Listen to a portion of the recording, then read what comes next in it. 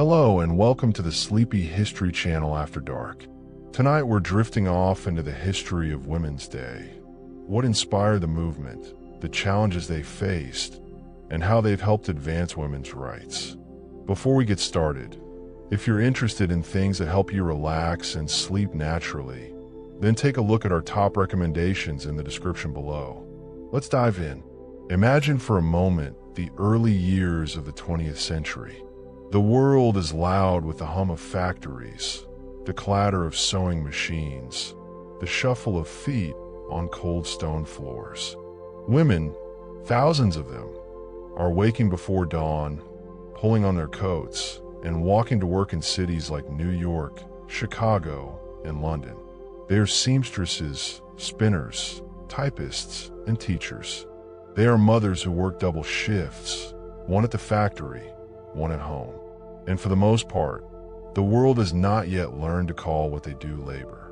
It has not yet learned to call them equal. But something is stirring, quietly at first, like a thread being pulled loose from a very old and very tight weave. And from that quiet pulling, one of the most enduring traditions in the history of human rights would slowly, beautifully emerge. This is the story of International Women's Day. To understand how it began, we have to go back, not to a boardroom or a government chamber, but to the streets, to the cold sidewalks of New York City in the winter of 1908, where thousands of women garment workers went on strike. They were demanding shorter working hours, better wages, and the right to vote. They marched through the snow, arm in arm, their voices rising above the wind. It was a moment of extraordinary courage, and it planted a seed. The following year, in 1909, the United States celebrated its very first National Women's Day. It was observed on the 28th of February, and it was organized by the Socialist Party of America, not by any government, not by any wealthy patron, but by ordinary working people who believed that the dignity of women was worth fighting for. That first observance was modest by today's standards. There were no parades with hundreds of thousands of people, no social media campaigns, no global landmarks lit up in purple and green. There were gatherings, speeches, and pamphlets passed from hand to hand. But the intention was clear and it was serious: to honor women, to demand their rights, and to refuse the idea that their contributions to families, to society, to the economy could continue to go unrecognized. What happened next is one of the most quietly remarkable stories in the history of social movements. The idea crossed the Atlantic. In 1910, a woman named Clara Zetkin stood before the International Conference of Working Women in Copenhagen, Denmark. Clara was a German socialist activist, sharp-minded, deeply principled, and absolutely fearless. She had spent her life advocating for women's rights and workers' rights, seeing the two not as separate causes, but as deeply intertwined ones. At that conference, which was attended by over 100 women from 17 different countries, Clara proposed something bold: that every country in the world should celebrate an annual Women's Day. Not on the same fixed date just yet. That would come later, but a dedicated, recurring moment in every nation's calendar, a day to press for women's rights, political equality, and social change. The proposal was adopted unanimously. Not a single voice dissented. 100 women from 17 nations, all raising their hands in agreement. It is one of those quiet, electric moments in history that doesn't always make the dramatic highlight reels, but whose consequences rippled outward for more than a century. The very next year, in 1911, International Women's Day was observed for the first time in Austria, Denmark, Germany, and Switzerland. And those early observances were not gentle or ceremonial. They were alive with urgency. Over 1 million people took part in marches and rallies. Women demanded the right to vote, the right to hold public office, the right to work, and the right to receive vocational training. They were not asking politely. They were insisting firmly and collectively on being seen. It is worth pausing here to let the weight of that sink in. 1 million people in 1911, before radio, before television, before the internet. Word traveled through newspapers, through church halls, through whispers in factory corridors and letters sent between friends in different cities.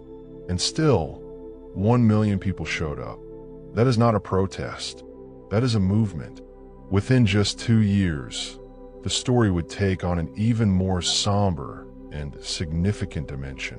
In March of 1913, Russian women observed International Women's Day for the first time, holding meetings and demonstrations at a moment in history when such acts required genuine personal bravery. And then in 1914, the day began to be celebrated more consistently on the 8th of March, the date that would eventually become fixed and universal. Why March 8th? The honest historical answer is that there is no single, definitive explanation. Some historians point to the Russian observances, others to the patterns of the early European marches. But what is clear is that by the time the date became standardized, it had taken on its own weight, its own symbolic gravity. March 8th was no longer just a date on a calendar. It was becoming something else, a gathering point, a shared heartbeat, a moment the world had agreed to stop and pay attention. And the world was about to be reminded, in the most devastating way, of exactly why that attention mattered. In 1917, Russia was in the grip of war and hunger and extraordinary social tension.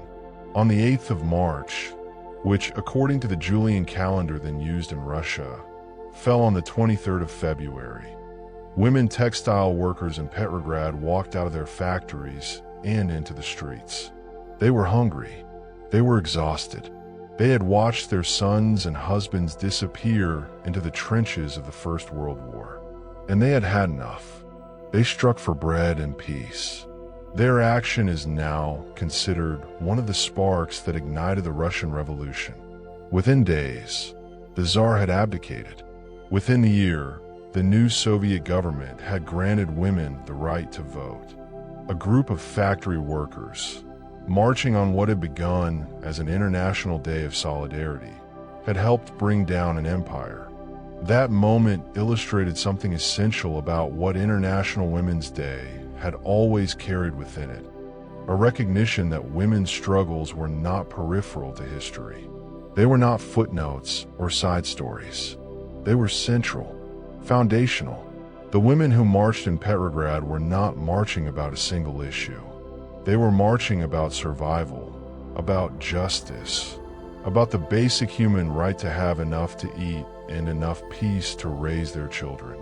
The personal and the political were inseparable. They always have been.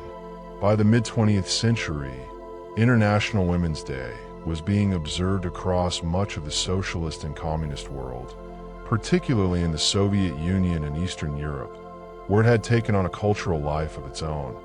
Women received flowers, small gifts, and expressions of gratitude from the men in their lives. In some ways, it had become warmer, more domestic. But the original spirit, the demand for equality, never disappeared entirely. It simply waited. And in 1975, that spirit was formally recognized by the entire world. The United Nations, which had been watching the slow, persistent march of women's rights advocacy for decades, officially adopted International Women's Day and began celebrating it on the 8th of March. This was not a small gesture. The UN's embrace of the day gave it global legitimacy, a kind of institutional weight that allowed it to be recognized in countries that had no prior tradition of observing it. Suddenly, March 8th was not just a socialist holiday or a labor movement tradition. It was a universal occasion, acknowledged by governments, organizations, and communities in every corner of the world. From that point forward, the day would grow and evolve in ways that Clara Zetkin, standing before that conference in Copenhagen in 1910, could perhaps have only dreamed of. But the story, the full, rich, complicated story, is only just beginning. There is something quietly profound about the way a movement grows. It rarely happens in a straight line. It does not march forward like a soldier. It moves more like water, finding its way around obstacles, pooling in unexpected places, carving new channels through old stone. The story of International Women's Day is exactly like that. And in the decades that followed its early 20th century birth, the day will be tested, transformed, and ultimately strengthened. When we left our story, it was 1975. The United Nations had officially embraced International Women's Day, planting a flag of global recognition on something that had, for over 60 years, been carried almost entirely on the shoulders of ordinary working women and dedicated activists. That recognition mattered enormously, but it also raises an interesting question, one worth sitting with for a moment. What does it actually mean to have a day? Not a law, not a constitutional amendment, not a pay raise or a seat at the table or a vote counted in an election. Just a day, a single point in the calendar where the world agrees, for a moment, to direct its attention toward women's lives and women's rights. The answer, as it turns out, is both more complicated and more beautiful than it first appears. Because a day, when it is held with genuine intention, can be a kind of mirror. It reflects back to a society what it values, what it neglects, and what it still has left to do. And International Women's Day, in the decades following UN recognition, became exactly that, a mirror held up to the world, year after year, revealing both how far humanity had come and how very far it still had to go. To understand what the day was reflecting, it helps to understand what the world looked like for women in the years around and following 1975. In the United States, the Equal Pay Act had only been signed into law in 1963, just 12 years earlier. And even then, enforcement was inconsistent and the wage gap remained deeply entrenched. In many parts of the world, women still could not open a bank account without a husband's signature, could not inherit property in their own names, could not pursue certain professions, and faced legal systems that offered them little to no protection from domestic violence. These were not distant, historical problems. They were present-day realities for millions of women alive in that decade. And yet something was shifting. The 1970s were, in many ways, a decade of extraordinary feminist energy. The second wave of feminism, which had begun gathering force in the 1960s, was now in full flow. Writers and thinkers like Simone de Beauvoir, Betty Friedan, Germaine Greer, and bell hooks were reshaping the conversation about womanhood, work, and worth. Women were entering universities, professions, and political life in numbers that would have been unthinkable a generation earlier. The world was not yet equal. It was far from it, but the conversation about equality had change in character. It was louder. It was more intersectional. It was beginning to acknowledge that the experiences of women were not a single, uniform story, but a vast and varied tapestry shaped by race, class, culture, geography, and countless other forces. International Women's Day was part of that broader awakening. And as the 1970s gave way to the 1980s and 1990s, the day began to take on new dimensions. In countries across the developing world, March 8th became a moment for communities to draw attention to issues that rarely made headlines in the Western press. Issues like access to clean water, maternal mortality, girls' education, and land rights. Women in rural Africa, in South Asia, in Latin America were using the day not as a celebration of how much had been achieved, but as a platform for naming what had not yet been addressed. And crucially, they were doing so on their own terms, in their own languages, through their own cultural frameworks. International Women's Day was proving to be something flexible enough to hold all of those voices at once. A global occasion that could be locally inhabited. In Eastern Europe and the Soviet Union, the day had taken on a rather different character, one that would become the subject of some fascinating historical reflection. In those countries, March 8th had been a public holiday since the early Soviet period. It was a day of appreciation. Men gave women flowers, chocolates, cards. Children made gifts for their mothers and teachers. There was warmth and affection woven into the observance.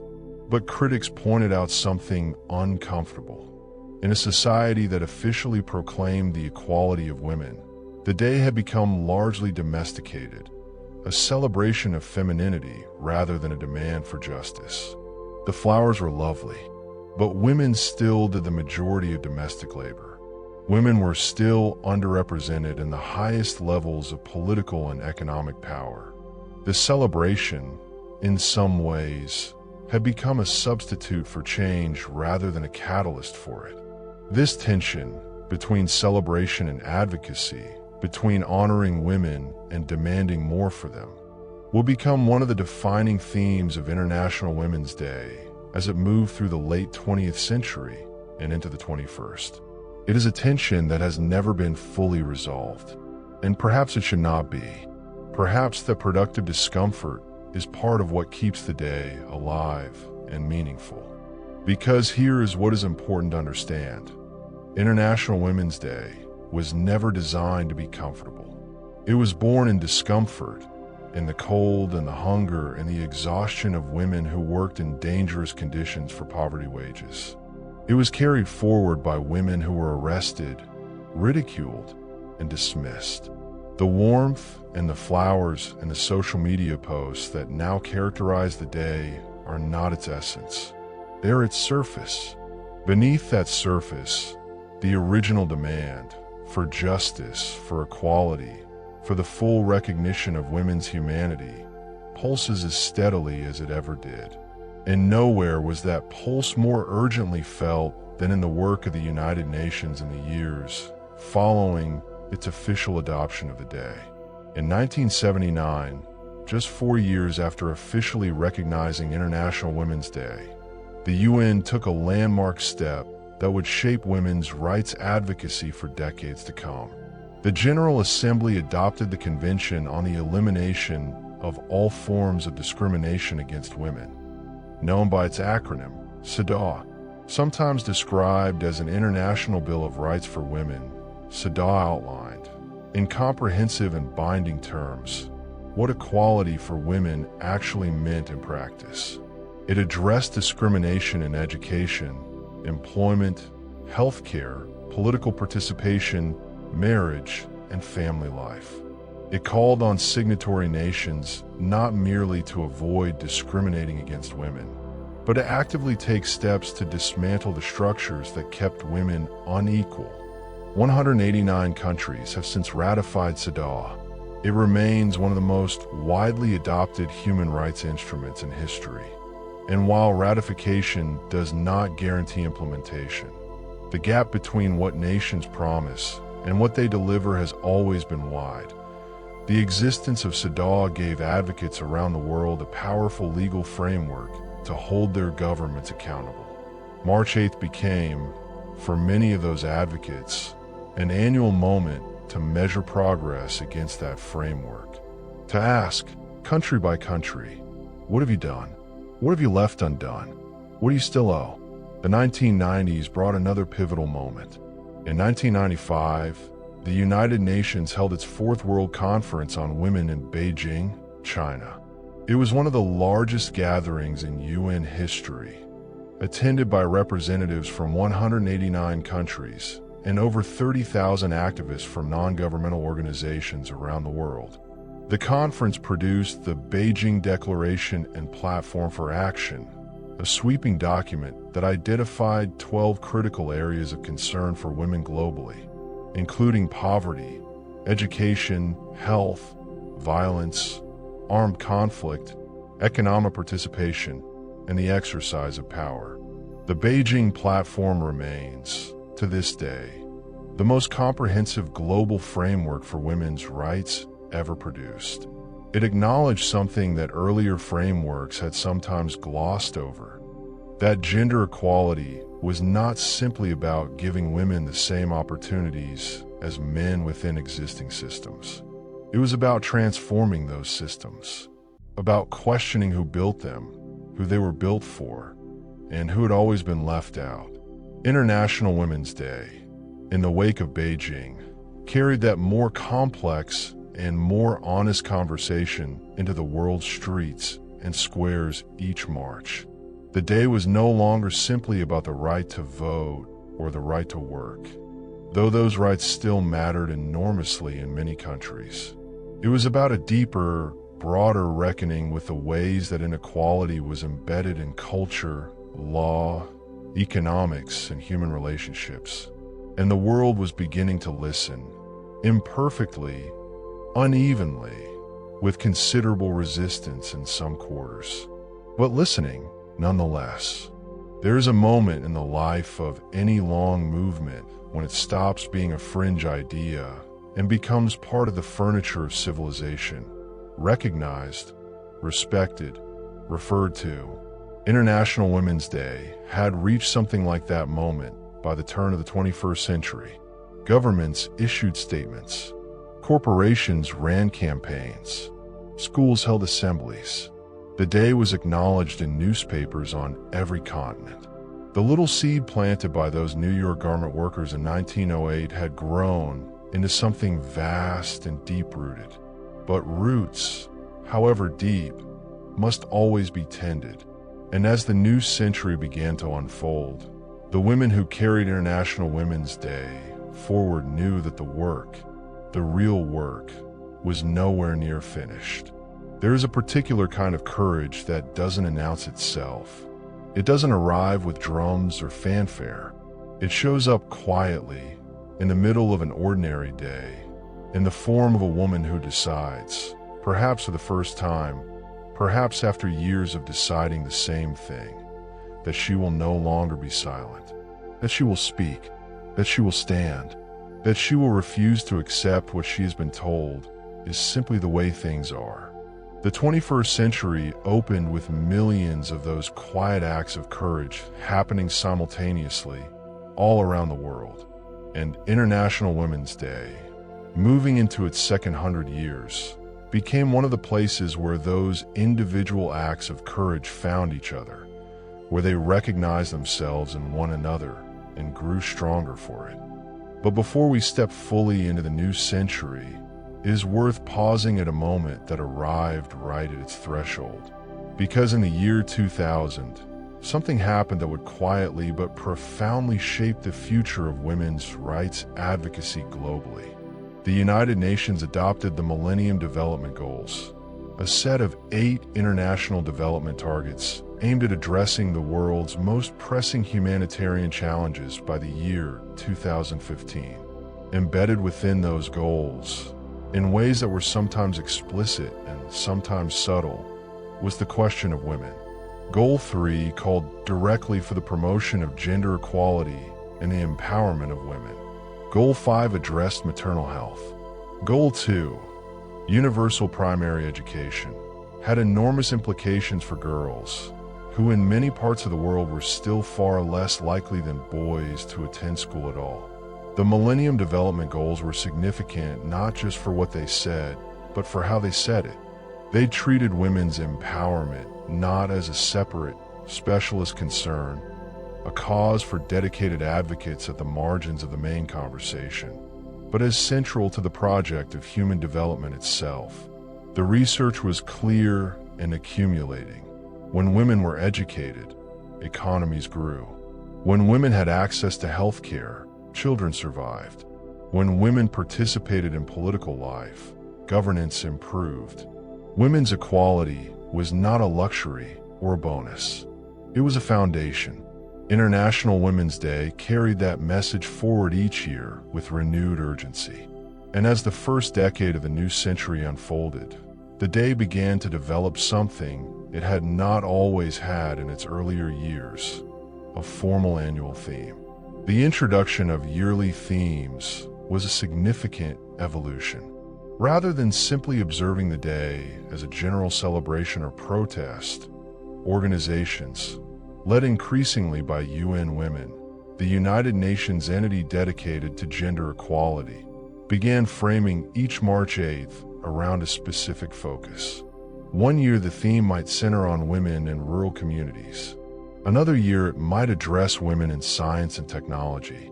Another might focus on ending violence against women, or on climate change and its disproportionate impact on women and girls. These themes gave advocates, educators, journalists, and communities around the world a shared language and a specific lens through which to examine gender equality in any given year. It was a simple idea, but its effect was cumulative and powerful. Year after year, theme after theme, the day was building a kind of living encyclopedia of women's issues, a record of what the world had chosen to pay attention to, and, by implication, what work remained undone. And then came 2010, 100 years after Clara Zetkin's proposal in Copenhagen. A centenary. The 100th anniversary of International Women's Day was observed with extraordinary energy around the world. Events were held in more countries than ever before. Heads of state spoke. Cultural institutions staged exhibitions. Schools and universities dedicated entire weeks to the history of women's rights. There was a palpable sense of both reflection and reckoning, a collective turning back to look at the road that had been traveled, alongside an honest acknowledgement of the distance still to go. In that centenary year, a report by the World Economic Forum found that despite 100 years of advocacy and progress, not a single country in the world had achieved full gender equality. Not one. Women everywhere still earned less than men for equivalent work. Women were still significantly underrepresented in parliaments, boardrooms, and courts. Women still bore a disproportionate burden of unpaid care work. The cooking, the cleaning, the child-rearing, the tending of elderly parents, that kept economies running but was never counted in any nation's GDP. The centenary was a celebration, yes, but it was also a sober reminder that celebrating progress and demanding more are not mutually exclusive. In fact, they are most powerful when held together. The second decade of the 21st century would test that capacity to hold complexity in new and urgent ways. In 2012, the brutal gang rape and murder of a young woman on a bus in New Delhi, India, sent shockwaves around the world. The woman, who came to be known publicly as Nirbhaya, meaning fearless, was a 23-year-old medical student. Her death prompted enormous protests across India and ignited a global conversation about sexual violence that had long been conducted in whispers, if at all. Women around the world began to speak in op-eds, in public squares, in living rooms and parliament chambers about violence they had experienced and survived. International Women's Day and the years that followed carried that conversation with it, giving it space and legitimacy and an annual moment of collective naming. And then, in 2017, something unprecedented happened. In October of that year, the hashtag #MeToo, originally coined by activist Hannah Burke more than a decade earlier as a grassroots movement to support survivors of sexual violence in underprivileged communities, went viral on social media following allegations of widespread sexual harassment and assault in the entertainment industry. Within days, millions of women around the world were sharing their own experiences. The stories poured out across every industry, every country, every social class. What had been private became public. What had been whisper became a roar. By the time International Women's Day arrived on the 8th of March 2018, The world had been transformed by that conversation. The day that year carried extraordinary weight. Protests and marches took place in cities across the globe. In Spain, an estimated 5 million people took to the streets in what became one of the largest feminist demonstrations in the country's history. Women in Iceland, in South Korea, in Argentina, in Nigeria, all marking the same day, all carrying the same essential demand. Enough. Enough silence. Enough impunity. Enough of a world that told women their safety and dignity were negotiable. The 2018 observance illustrated something that Clara Zetkin and those early labor activists had understood intuitively more than a century before, that the power of International Women's Day lay not in any single event or organization or government proclamation, but in its capacity to gather, to bring together women from vastly different circumstances and say, your experience is connected to hers. The woman in the factory in 1908 and the woman sharing her story online in 2017 are separated by more than a century of history. But the thing they are fighting, the assumption that women's bodies, labor, and dignity are available for others to use and discard, is precisely the same thing. That continuity is one of the most moving aspects of this story. Not just that the movement has survived, but that the thread connecting its earliest moments to its most recent ones is unbroken. You can trace it directly, from those New York garment workers to Clara Zetkin's conference room in Copenhagen, from the Petrograd textile workers to the Beijing Platform for Action, from the first quiet observances in 1909 to the roaring marches of 2018. It is one long, continuous act of insistence. As the 2010s drew toward a close, International Women's Day was being observed in more than 100 countries. It had its own visual identity, the colors purple, green, and white, drawn from the original suffragette movement. It had annual campaigns with global reach. It had corporate sponsors and institutional backing that would have been unimaginable to its founders. And it had, perhaps most importantly, an online presence that allowed it to exist not just on a single day in March, but as a year-round conversation, a permanent, searchable, shareable record of the ongoing project of women's equality. But size and visibility bring their own complications. And as the day grew larger, questions began to be asked, thoughtfully and sometimes sharply, about what it had become and whether it was still serving the purposes for which it had been created. Those are important questions, and they deserve honest answers.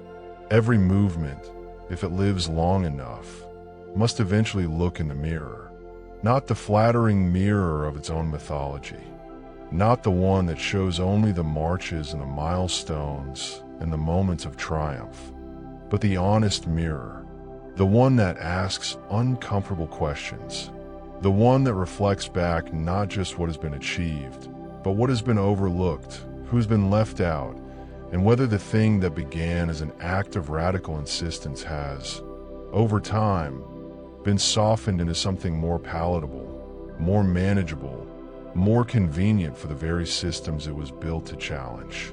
International Women's Day, by the time it entered the 2020s, was facing exactly that kind of honest reckoning. And to its credit, or rather, to the credit of the women who refused to let it settle into complacency, it was not running from those questions. It was turning toward them. The central question was this: whose Women's Day was it? Exactly? It sounds almost provocative to ask it that way, but it is a fair and necessary question, because from its very beginning, International Women's Day had carried within it a tension that was never fully resolved. The tension between universality and particularity, between the idea that all women share a common cause and the reality that women's experiences are shaped by forces that divide as much as they unite. Race, class, nationality, sexuality, disability, religion, caste. The woman working in a garment factory in Bangladesh and the woman sitting on the board of a multinational corporation are both women. But their lives, their struggles, and their relationships to power are not the same. And a movement that speaks for both of them equally risks, in practice, speaking most loudly for the one who already has the most access to platforms and microphones. This critique had been building for decades, carried forward by Black feminists, indigenous women, women from the global South, and LGBTQ advocates who had long pointed out that mainstream women's rights movements had a tendency to center the experiences of white, Western middle-class women while treating everyone else as a footnote or an afterthought. Scholars like Kimberly Crenshaw had given this critique a name: intersectionality, a framework for understanding how different forms of oppression, like racism and sexism, do not operate independently, but overlap and compound one another in ways that create distinct and often invisible forms of disadvantage. Intersectionality was not a new idea when it entered the mainstream conversation around International Women's Day. Crenshaw had coined the term in 1989, and the underlying reality it described had been articulated by Black women activists for well over a century before that. But by the late 2010s and into the 2020s, the framework was finally receiving the broad public attention it deserved. And it was reshaping what International Women's Day looked like, who was centered in its campaigns, whose stories were told, whose voices were amplified. This was a healthy and necessary evolution, because the day's power had always come from its capacity to be honest. The women who founded it were not interested in a polished, comfortable version of progress. They were interested in the truth about women's lives, all women's lives. Reclaiming the commitment to honesty, even when it required examining the movement's own blind spots, was not a weakening of International Women's Day. It was a deepening of it.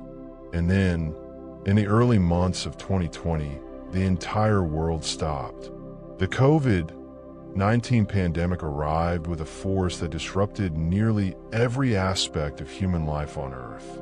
Schools closed, economies contracted, hospitals were overwhelmed, and within weeks of the first lockdowns, researchers and advocates began documenting something that was, to many experts, entirely predictable.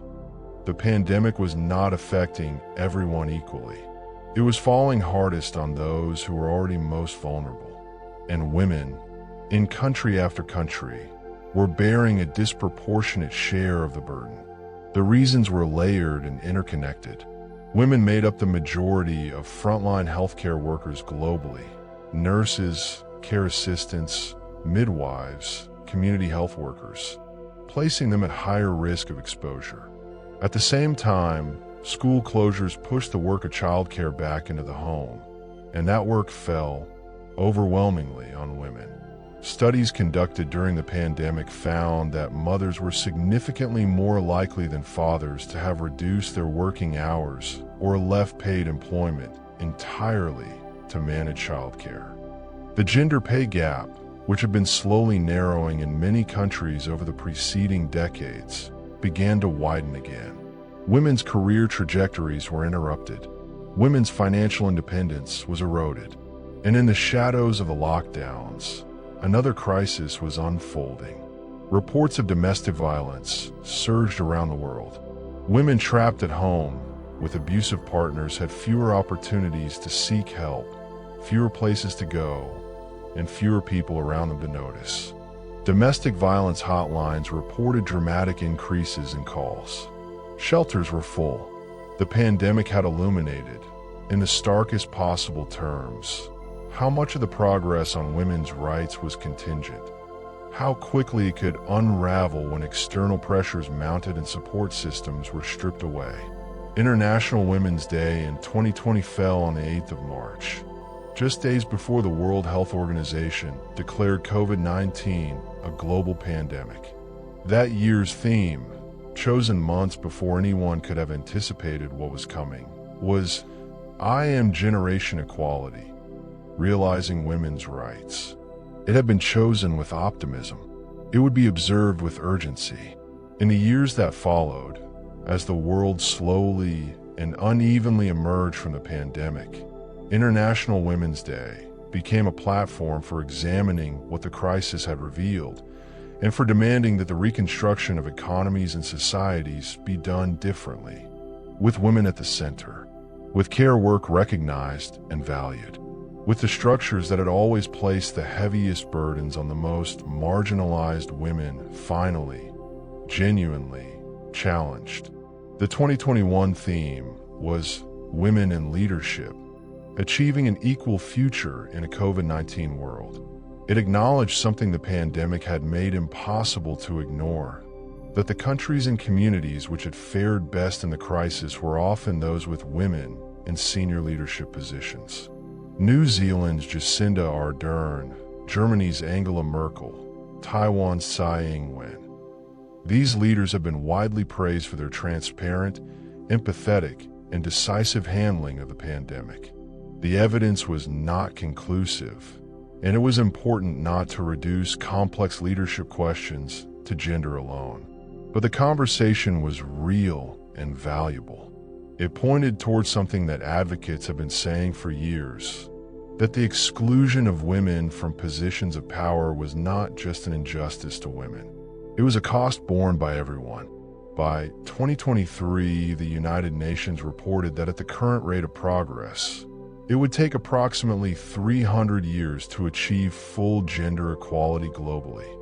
300 years for a movement that had already been fighting for more than a century. That number landed with a particular kind of weight. It was not a reason to despair. The women who had marched in 1911 would not have despaired at it. But it was a reason, a very serious reason, to accelerate, to demand more, to refuse to accept the slow, incremental pace of change as inevitable. And that refusal, that fundamental, enduring refusal, is perhaps the most defining characteristic of International Women's Day across all of its many iterations and all of its many decades.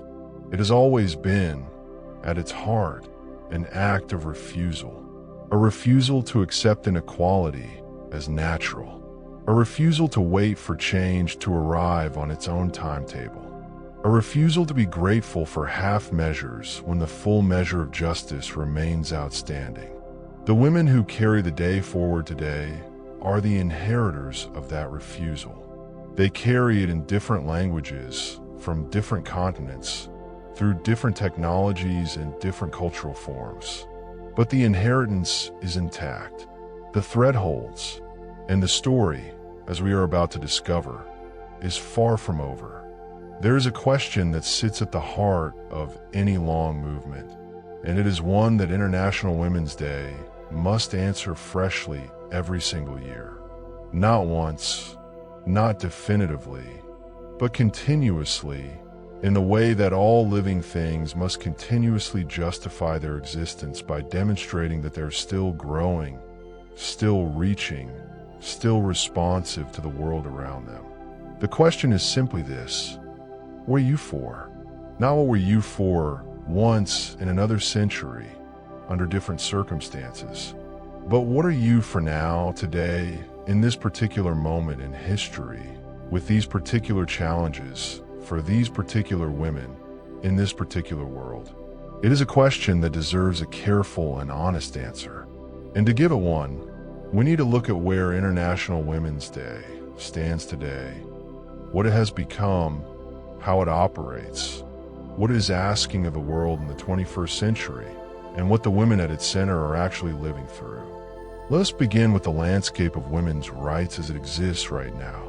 Because despite more than a century of advocacy, despite the conventions and the platforms and the declarations and the marches and the hashtags and the annual observances on every continent, the picture that emerges when you look honestly at the data is one that demands continued and urgent attention.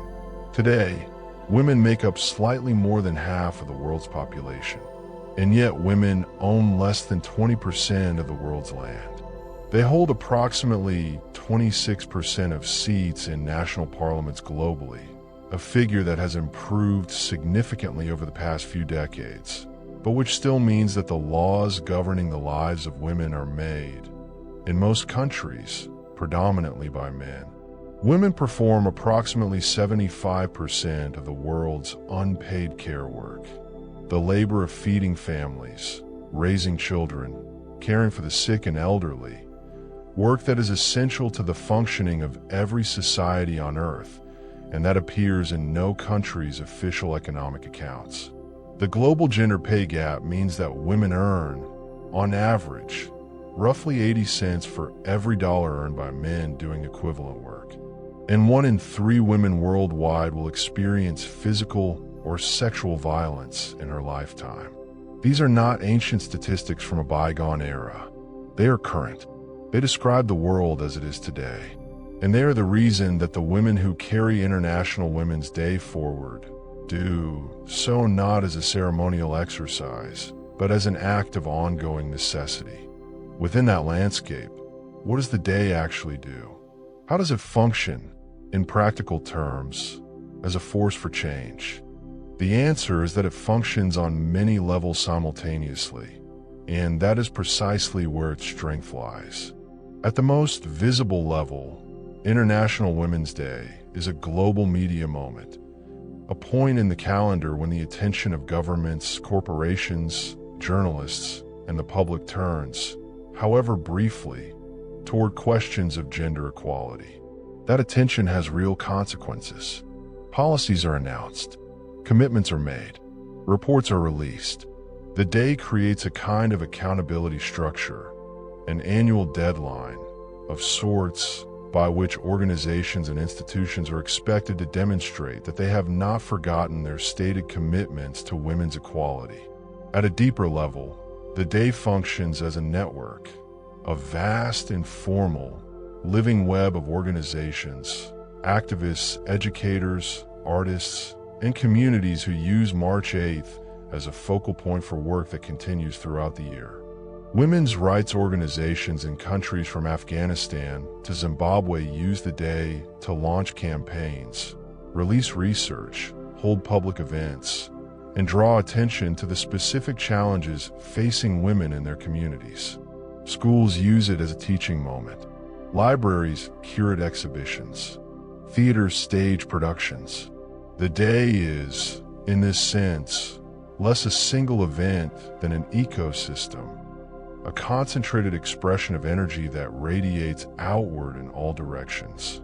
And at its most intimate level, the level that perhaps matters most and that is least visible to the outside world, International Women's Day is a moment of solidarity. A moment when women who may feel isolated in their particular struggles look up and see that they are not alone. That the woman in her village in rural Kenya and the woman in her apartment in Seoul and the woman in her community in rural Texas are all, on this one day, directing their attention toward the same set of questions. That shared attention is not nothing. It is, in fact, something quite powerful. It is the reminder that the personal is political, that the individual experiences of individual women are not random misfortunes, but the expressions of systemic patterns that can be named, challenged, and changed. The themes that have guided International Women's Day in recent years reflect the breadth and complexity of those patterns with remarkable clarity. In 2022, the theme was Gender Equality Today for a Sustainable Tomorrow, drawing attention to the intersection of women's rights and climate change, and to the research showing that women and girls in the developing world are disproportionately affected by environmental degradation and climate-related disasters. They are more likely to be displaced by flooding, more likely to face food insecurity during drought, more likely to bear the physical burdens of fetching water and fuel as natural resources become scarcer. And yet women are consistently underrepresented in the climate negotiations and policy rooms where the responses to these crises are being shaped. In 2023, the theme was Digital, innovation and technology for gender equality, addressing the growing digital gender divide. Despite the internet's potential as a democratizing force, women remain significantly less likely than men to have access to digital technology, particularly in low and middle-income countries. Women are underrepresented in science, technology, engineering, and mathematics education and careers. And online spaces, for many women, have become environments of significant harassment and abuse, new territories in which old patterns of silencing and intimidation have found new expression. The day's focus on technology was both a recognition of the opportunities the digital world offers for women's empowerment and an honest acknowledgement of the new forms of inequality it has created. And in 2024, the theme, Inspire Inclusion, spoke to something that had been growing as a central concern within the movement for years: the importance of not just opening doors for women, but of genuinely transforming the cultures and structures that lie behind those doors. Inclusion is not simply representation. It is belonging. It is the difference between a woman being permitted to sit at a table and a woman being genuinely heard at that table. It is the difference between a girl being allowed to attend school and a girl being educated in an environment that sees her full potential and nurtures it. These distinctions matter enormously.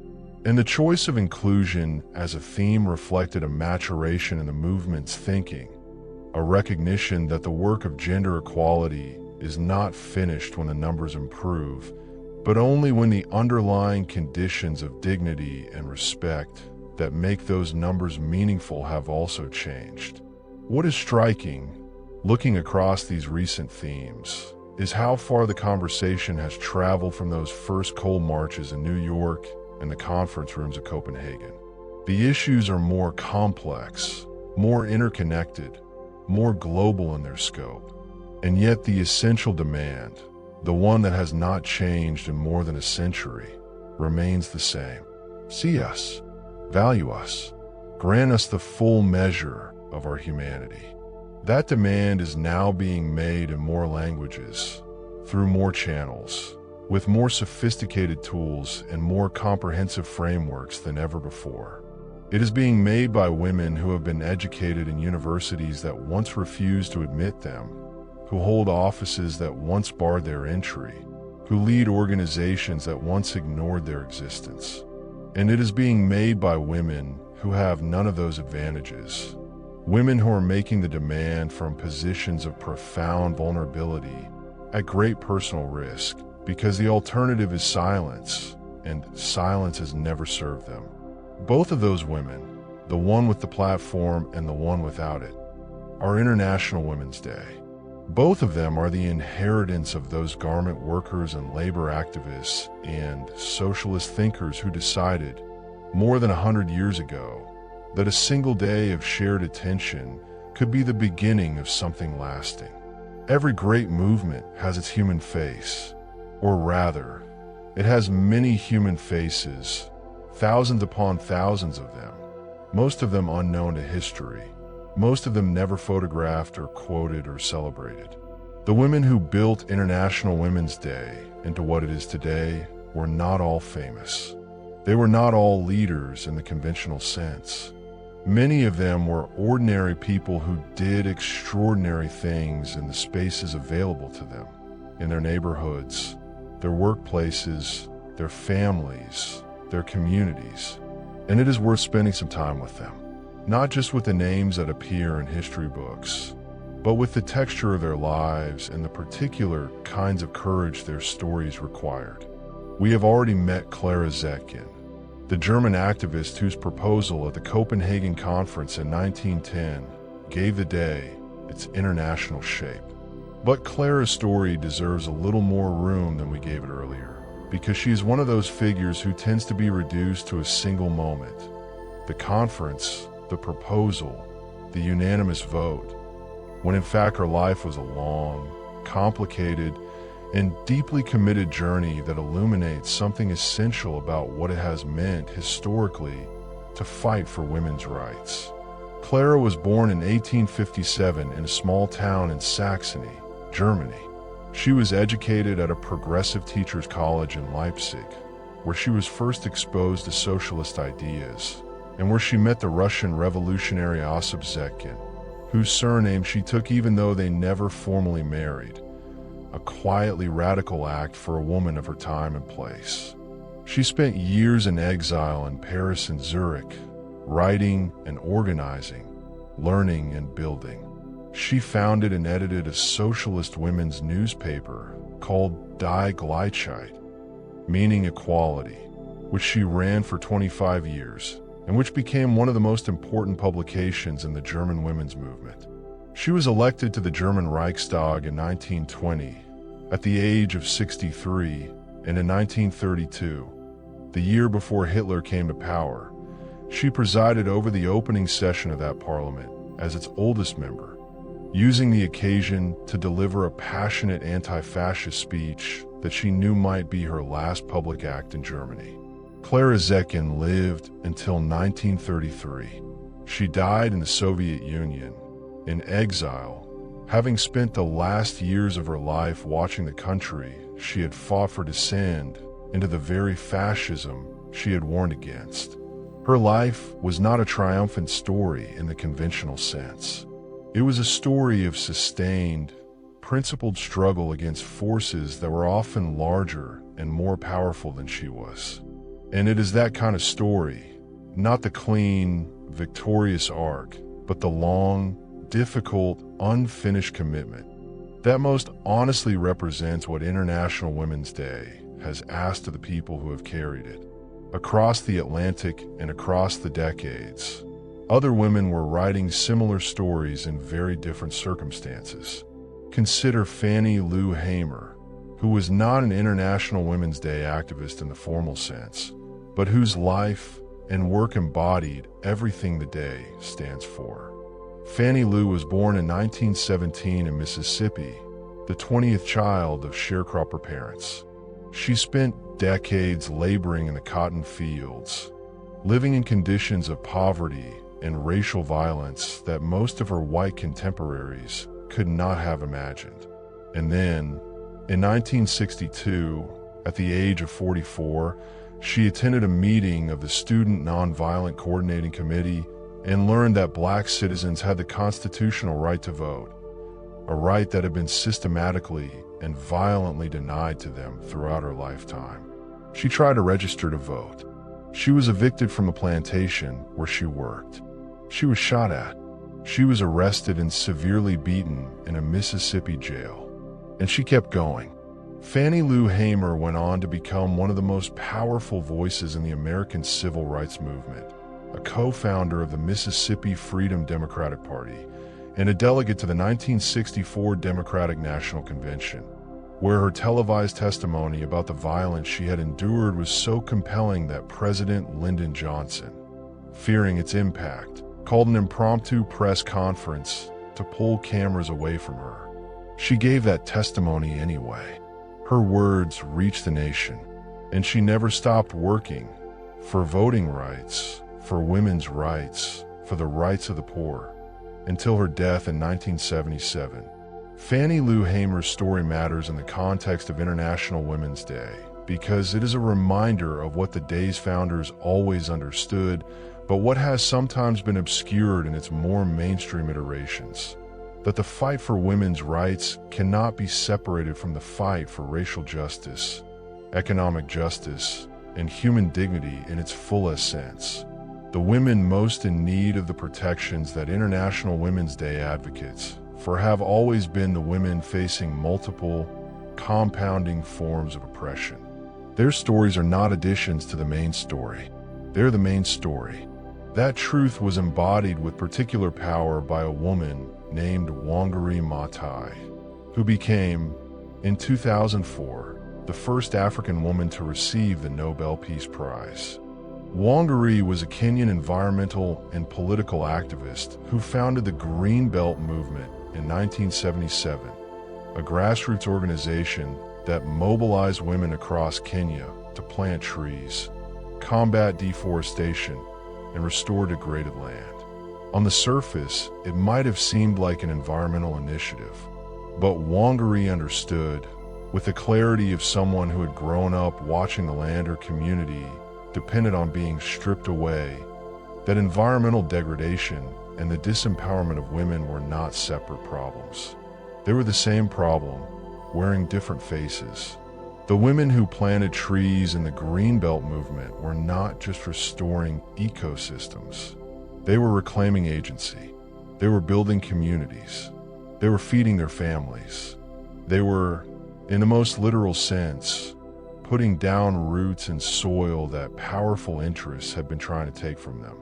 By the time Wangari received her Nobel Prize, the movement had planted more than 30 million trees across Africa, and Wangari herself had served time in prison for her activism, had been beaten by government forces, and had run for political office, eventually serving as Kenya's Assistant Minister for Environment. She died in 2011 at the age of 71, having spent her entire adult life demonstrating that the empowerment of women and the health of the earth were not separate causes, but one cause, inseparable and mutual. These women, Clara, Fannie Lou, Wangari, are three threads in a tapestry that contains countless thousands more. Each of them faced different circumstances, different adversaries, different forms of resistance. Each of them paid a different price for their commitment. But running through all of their stories is the same fundamental recognition that gave International Women's Day its original meaning, and that sustains it still. The recognition that inequality is not inevitable, that it is constructed, maintained, and enforced by human choices, and that it can therefore be dismantled by human choices. That is perhaps the most radical and the most hopeful idea at the heart of this entire story.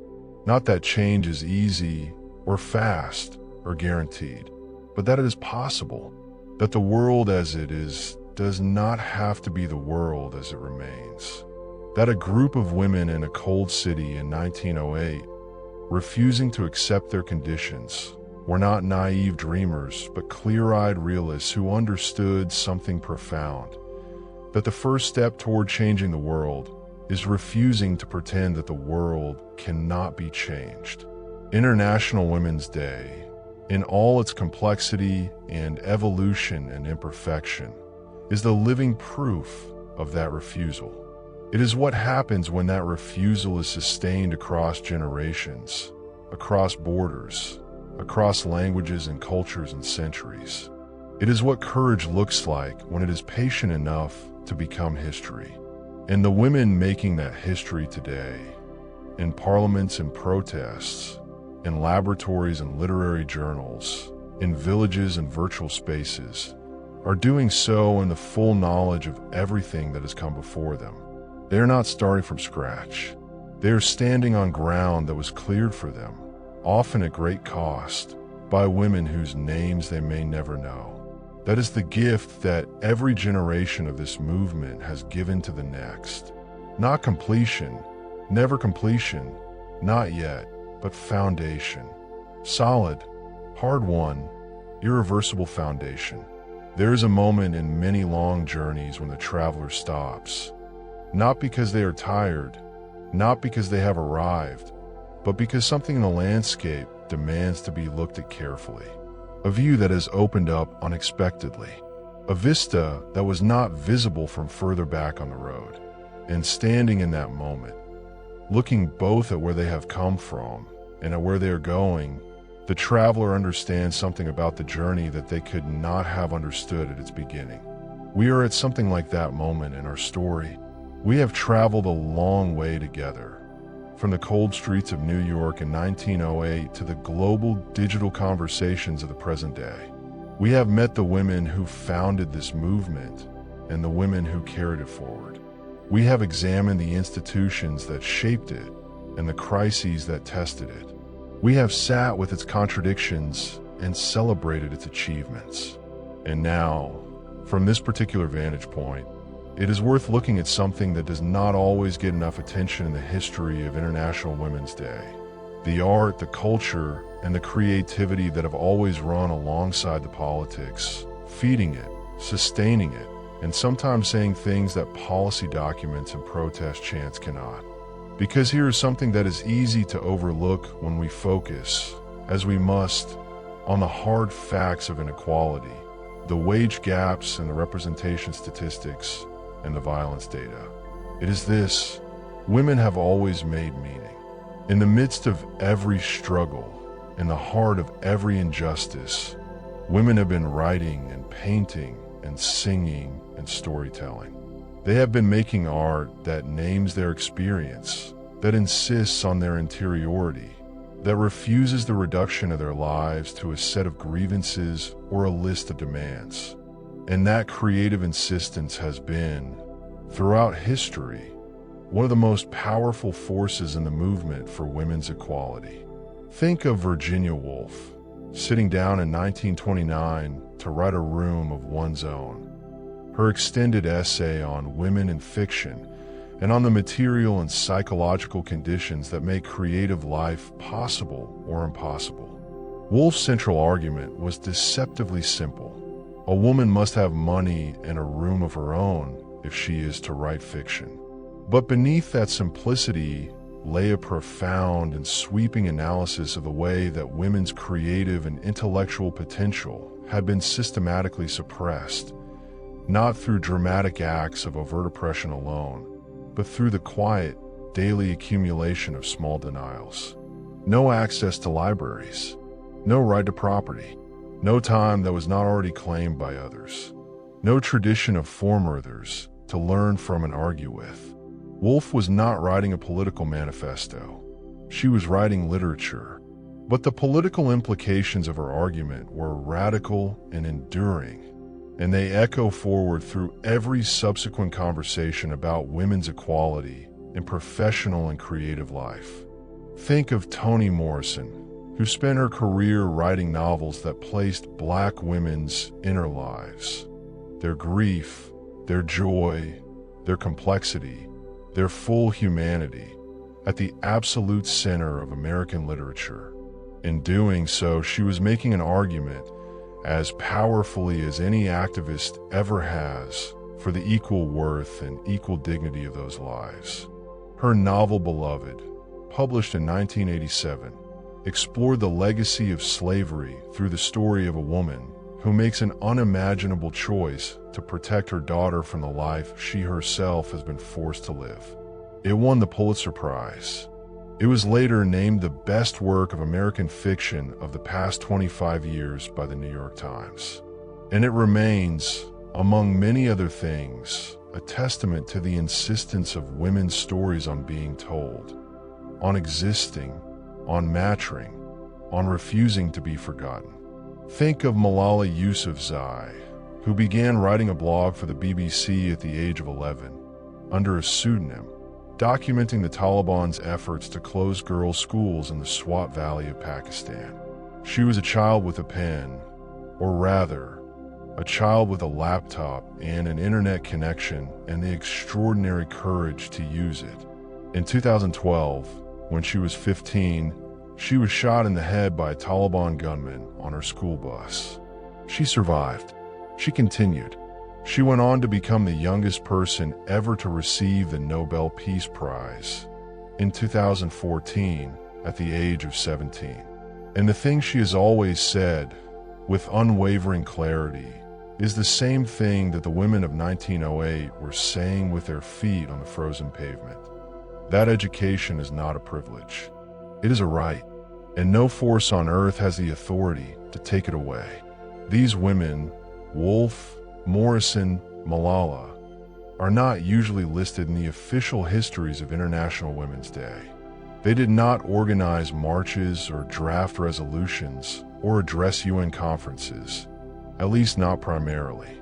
But they belong to its story as surely as Clara Zetkin and Fannie Lou Hamer do, because they were doing the same essential work, insisting on the full humanity of women, demanding that their experiences be seen and valued, refusing to accept a world that told them their voices did not matter. Art and activism have always been intimate companions in the women's rights movement. The suffragettes understood this instinctively. They designed their campaigns with extraordinary visual sophistication, choosing purple, white, and green as their colors, producing posters and banners and publications that were not merely functional, but beautiful. They understood that beauty could be a form of argument, that aesthetics could carry political weight, that to present women's demands in a form that was dignified, considered, and visually powerful was itself a statement about the dignity of those demands and of the women making them. That tradition has continued and evolved. Today, artists from every discipline use International Women's Day as a moment to contribute to the conversation about women's equality in ways that reach people who might never attend a rally or read a policy document. Murals appear on city walls. Exhibitions open in galleries.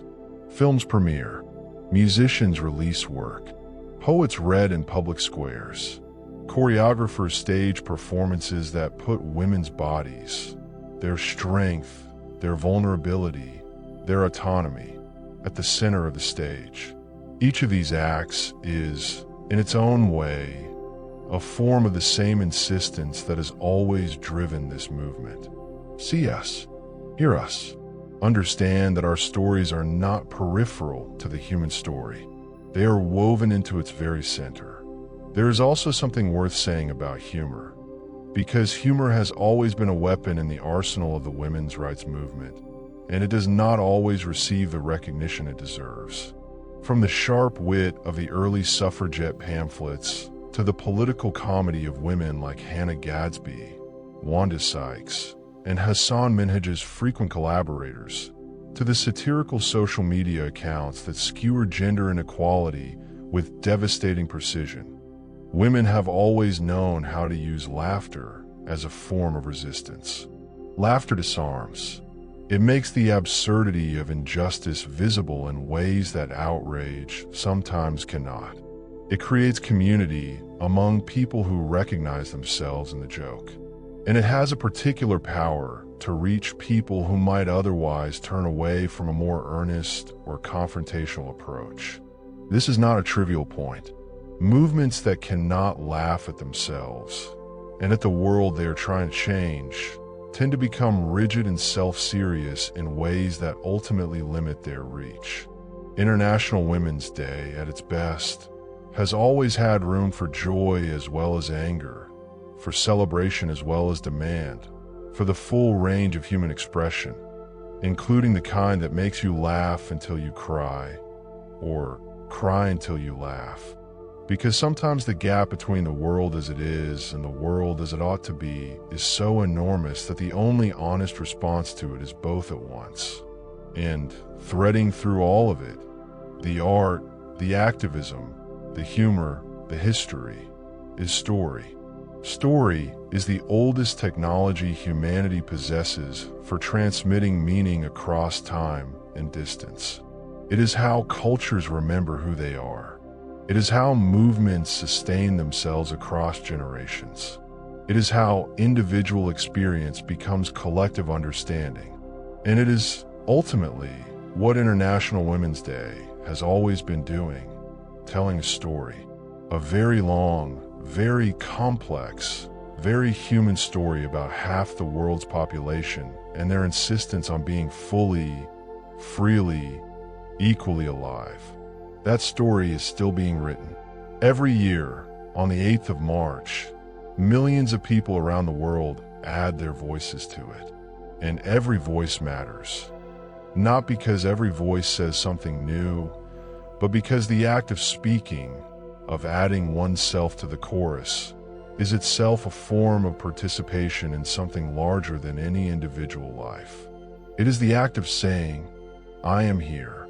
I have something to say. And I refuse to be silent. That refusal, as we have seen, has a very long and very honorable history. Throughout this journey, we have moved through history in broad strokes, tracing the arc of a movement across more than a century, pausing at landmarks, meeting the women whose lives gave the movement its shape and its soul. But there is a dimension of this story that we have not yet fully explored, and it is perhaps the most intimate one. It is the dimension of the everyday, of the ordinary, of what International Women's Day actually looks, feels, and sounds like when it arrives each year in the lives of real people in real places around the world. Because here is something that can get lost in the sweep of history, in the grand narratives of conferences and conventions, revolutions and reforms. International Women's Day is not primarily an abstraction. It is not a document or a policy or a statistic. It is a lived experience, repeated in endlessly varied forms by millions of people who bring their own histories and hopes and heartaches to it. And the texture of that lived experience, the specific, sensory, human reality of what it means to observe this day, is part of its meaning. So let us travel for a little while, not through time, but through space. Let us visit the day as it is actually experienced in different corners of the world, and let those experiences speak for themselves. In Kabul, Afghanistan, the picture is one of extraordinary complexity and pain. Afghanistan is one of the few countries in the world where the situation for women has moved dramatically backward in recent years rather than forward. Since the Taliban returned to power in 2021, women have been banned from secondary and university education, prohibited from working in most sectors, forbidden from visiting parks and public spaces, and required to cover themselves completely in public. International Women's Day in Afghanistan today is observed not in public squares, but in whispers, in private homes, in encrypted messages between women who remember what life was like before and refuse to stop imagining what it might be again. The women of Afghanistan are among the most urgent recipients of everything that International Women's Day stands for. Their struggle is a reminder that progress is never permanent, that rights won can be rights lost, and that the work of defending women's equality is never truly finished. Travel now to Nairobi, Kenya, a city of extraordinary energy and contradiction.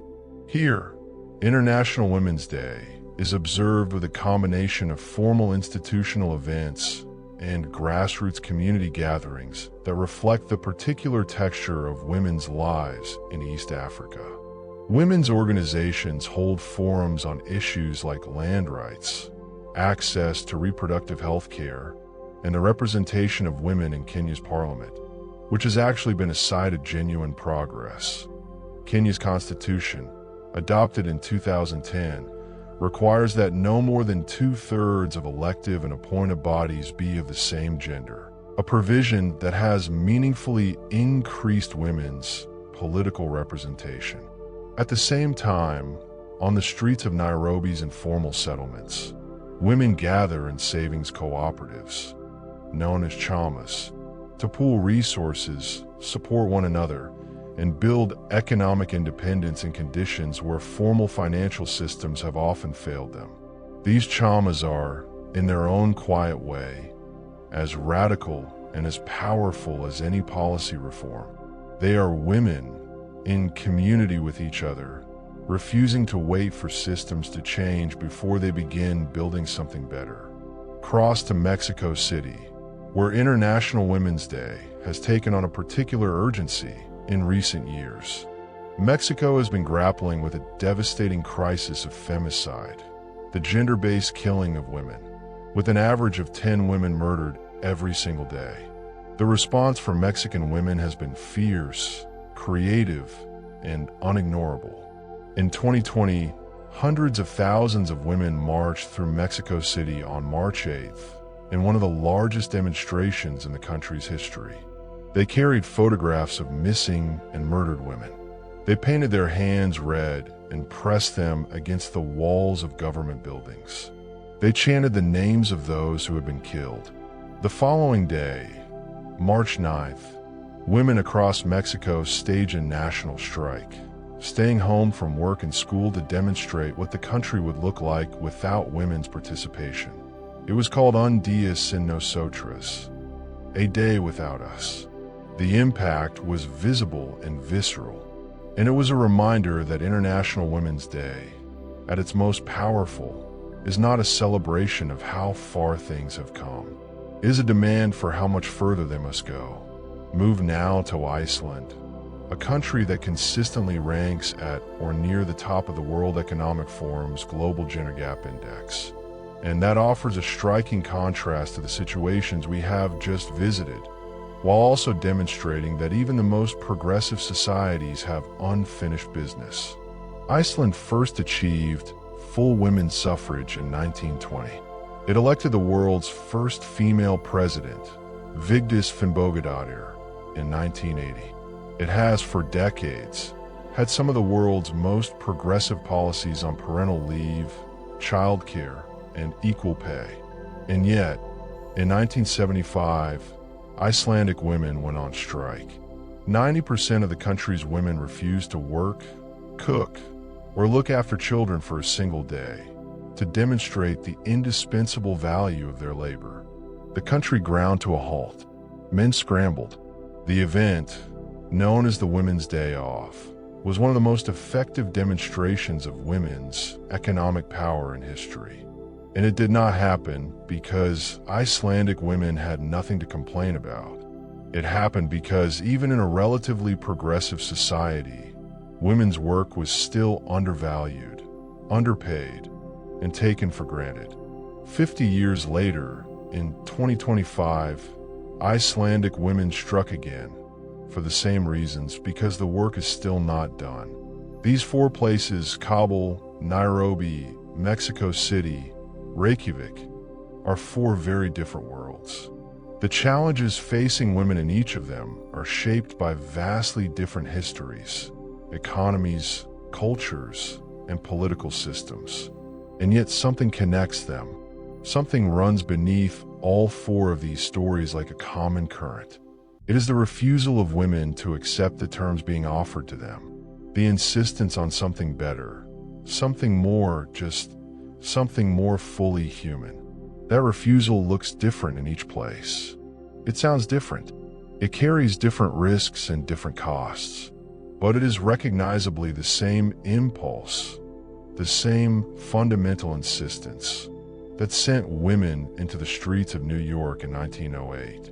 There is something deeply moving about that recognition, about the way that a single human impulse, the refusal to be diminished, can express itself in so many different forms across so many different circumstances and still be, unmistakably, itself.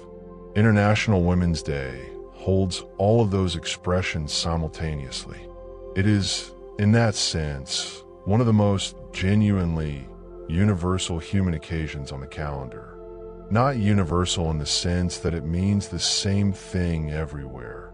It does not, and it should not, because the specific realities of women's lives in different places are too different for any single meaning to contain them all. But universal in the sense that it provides a shared moment of recognition, a point at which the woman in Kabul and the woman in Nairobi and the woman in Mexico City and the woman in Reykjavik can all look up on the same day and know that they are seen, that their struggle is acknowledged, that they are not alone in it. That knowledge, the knowledge that one is not alone, is not a small thing. For many women, in many places, it is everything. It is the difference between a burden that crushes and a burden that, shared among enough people, becomes something that can be carried. And it is, ultimately, what International Women's Day has always been offering. Not solutions, not guarantees, not a timetable for when equality will finally arrive, but solidarity, the quiet, stubborn, enduring solidarity of people who share a cause and refuse to abandon it. The day is imperfect, as all human institutions are imperfect. It has been commercialized and co-opted and criticized, and sometimes reduced to something thin and performative by the very systems it was designed to challenge. Those criticisms are fair and they are important, but the imperfection of the vessel does not negate the worth of what it carries. And what it carries, across all its contradictions and complexities, is still, at its heart, the same thing it has always carried: the belief that women's lives matter, that women's equality is not a concession or a courtesy or a gift to be granted by those in power, but a right, fundamental, inalienable, non-negotiable. That belief has survived a great deal. It will survive a great deal more. Every story, if it is told honestly, must eventually arrive at the present, not at a conclusion, because the story we have been telling has no conclusion, not yet, perhaps not for generations, but at the living edge of things, the place where history stops being something that happened and becomes something that is happening, where the past hands the thread to the present, and the present must decide what to do with it. We are at that place now, and it feels right at this point in our journey to pause and do something that histories do not always do, to look not just outward at movements and milestones and global statistics, but inward, to ask what this story means, not in the abstract, not in the language of policy and advocacy, but in the quiet, personal, human sense. What does it mean to know this story? What does it ask of us, having heard it?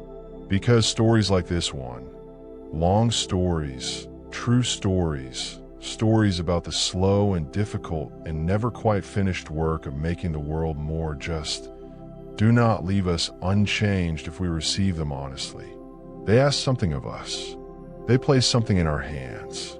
What they place there, first and most essentially, is gratitude.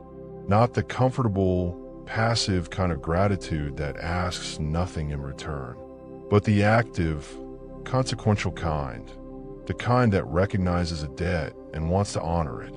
The women who built International Women's Day from nothing, who marched in the cold, who were arrested and beaten and ridiculed and dismissed, who wrote in exile and organized in secret and refused to stop demanding what they knew to be right, did not do that work so that a future generation could observe it from a safe distance and feel good about how far things have come. They did it so that a future generation would inherit ground that was more solid, more hospitable to human dignity than the ground they themselves had stood on. And that inheritance, like all true inheritances, comes with responsibility. It comes with the responsibility to know the story, to carry it forward, to tell it to the next generation with the same honesty and care with which it deserves to be told. It comes with the responsibility to pay attention to the women in our own communities whose struggles may be invisible to us, to the inequalities that are so familiar we have stopped seeing them, to the moments when we're called to speak and choose silence instead because speaking is inconvenient or uncomfortable or costly. And it comes with the responsibility to act in whatever way is available to us, in whatever scale is possible for us. Because the lesson of International Women's Day, the lesson that runs through every decade of its history, through every story we have told in this long journey together, is that change does not happen on its own. It happens because people decide to make it happen. Because ordinary people, in ordinary circumstances, make extraordinary choices to insist on a more just world. Not all at once, not without setback or failure or discouragement, but persistently, patiently, together. That is the lesson, and it belongs to everyone. Let us in these final minutes look ahead, not with false optimism. The challenges facing women globally are too serious and too urgent for easy reassurance, but with the grounded, evidence-based hope that comes from knowing what this movement has already accomplished against what were, at the time, seemingly impossible odds. The women who gathered in 1909 to observe the first National Women's Day in the United States were fighting for the right to vote. Today, Women have a right to vote in every country in the world, the last to grant it being Saudi Arabia in 2015. That is not a small thing. It is an extraordinary thing. It happened because people refused to accept that it could not happen. The women who marched in 1911 were fighting for the right to hold public office. Today, women serve as heads of state and government in countries on every continent. The number of women in national parliaments globally has more than tripled since 1995. Progress has been uneven and in many places still deeply inadequate. But the direction of travel is clear, and it was not inevitable. It was fought for.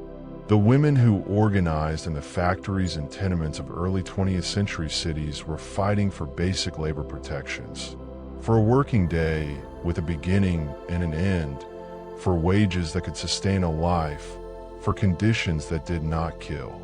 Today, those protections exist in law in most countries of the world. Imperfectly enforced, frequently violated, always in need of defense, but existing. Written down, acknowledged as rights rather than favors. These accomplishments matter. They are real, and they are the inheritance of every woman alive today, and of every man, and every child, and every person who benefits from a world that is, however imperfectly, more just than the one those early activists were born into. But the work ahead is equally real.